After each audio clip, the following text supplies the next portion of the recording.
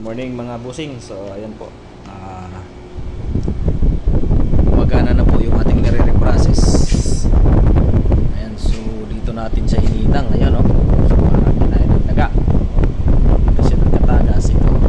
Halos namin yung nagkatagas dito sa yung bed na ito. Tapos pati sa ilalim dito. Pinupo siya ngayon. Ayan, pantay naman po yung kanyang magpapawis.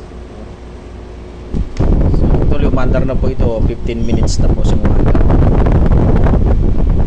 Ito po ay LG. Ayan. So okay na po ito, no? Ayan.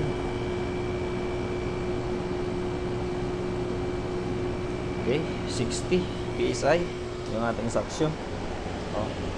So maganda yung init dito sa ilalim sa condenser nya. So ready for delivery na po. Okay. Maraming pong salamat mga boss. Hanggang sa susunod.